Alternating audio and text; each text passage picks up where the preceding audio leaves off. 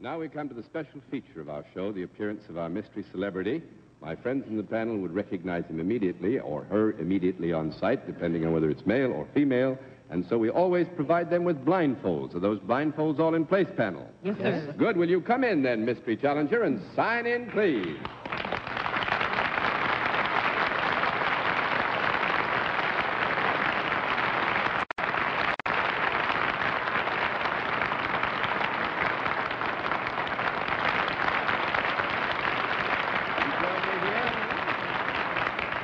And now, panel, as you know, in the case of our mystery challenger, we always get right down to the general questioning, which in this case we will begin with Miss Dorothy Kilgallen.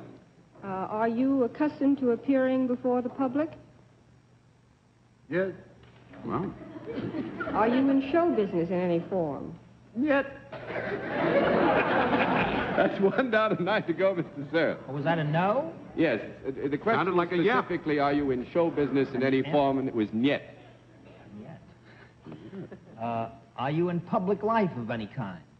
No. That's 2 down and 8 to go, Miss Francis. You're not in public life, and all those people knew you.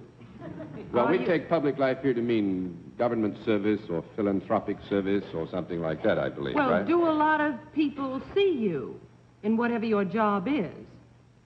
I hope so. Must be a flagpole sitter. Are you ever seen in any of the entertainment mediums? Yeah. Would you be considered a writer, perhaps? Difference of opinion. There's a difference of opinion, I guess, but he would be considered as a writer, yes, in part. Find out if he's been well. You would be considered a writer, but that would not be the thing that you are primarily known as? Boy, what a sentence. I don't blame Yeah, you that for was a waiting pip. around. Actually, you got me in trouble. I would say that our guest is known as a writer, but that Also he would... known as something else. That's right, yes. I'll pass to Hal. All right, Mr. Block. Do you have anything to do with the literary or newspaper world? Oh. That's 3 down and 7 to go, Miss Kilgallen. Is the other thing that you're known for something that you do before large crowds of people? You mean directly to large audiences? Is that what you're getting at, Miss Kilgallen? Well, I don't care if it's directly or indirectly. I was just trying to get some kind of a clue. I mean, is he accustomed to appearing before audiences, either on television or in a sports arena or any place else? Well, I would say, yeah, our guest is accustomed to appearing before audiences, yes. Do these audiences come to hear what he has to say rather than see something that he has to do?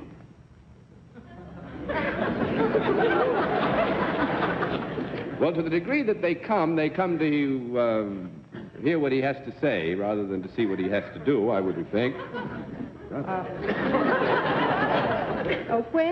When you are appearing before these people who have come to hear what you say, do you wear something besides ordinary street clothes? Oh. 4 down and 6 to go, Mr. Sipp. Now, I understand this is a writer who has nothing to do with show business, nothing to do with the literary world, and nothing to do with journalism. That's No, correct. the question was raised as to the issue of newspapers. Well, that does not eliminate magazines. Have you anything to do with the magazine world? No. 5 down and 5 to go, Miss Francis. What does he write for? Maybe he's unemployed.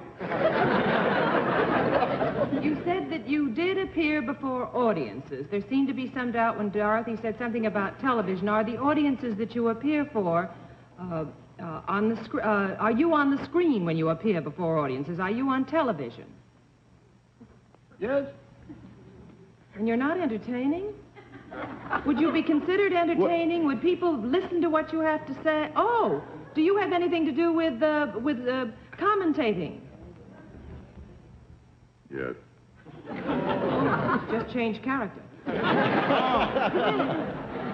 Would you be considered, therefore, a commentator on the television?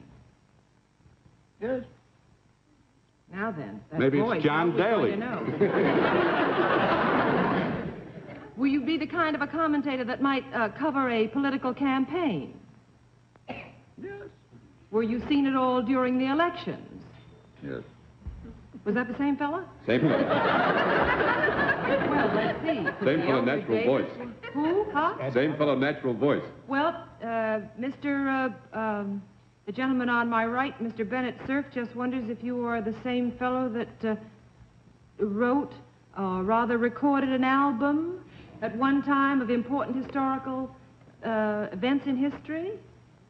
A man that does a program now on Sundays, probably the most adult program seen on television, of wide interest all over. Are you Ed Murrow? Ed Murrow is right.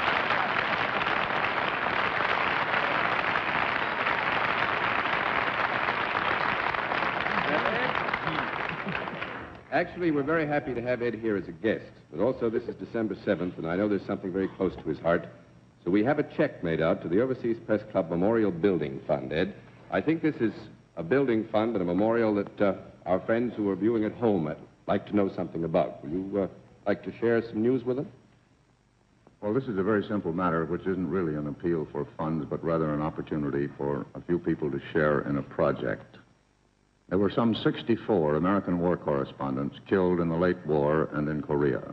And those of us who were either more fortunate or less courageous determined that we should try to construct here in New York a memorial to those 64 men. This, we feel, is something that they would like. It is a curious fact, you know, that New York City is the only big city you can find in the world where there is no single place where correspondents, both those who are resident here, those who come in from abroad, those who come in from Minneapolis, Chicago, and so forth, can meet, discuss their common problems. And we rather felt that perhaps there were a few people who would have some sense of appreciation for what people like Ernie Pyle, Bob Post, and others of the 64 had done for them. So we're engaged in the very simple process of raising some $300,000 in order to create this memorial for the war correspondents who didn't make it out of the last war. And I assume it will be all right, Mr. Daly, if I collect the checks from the members of the panel when I go out.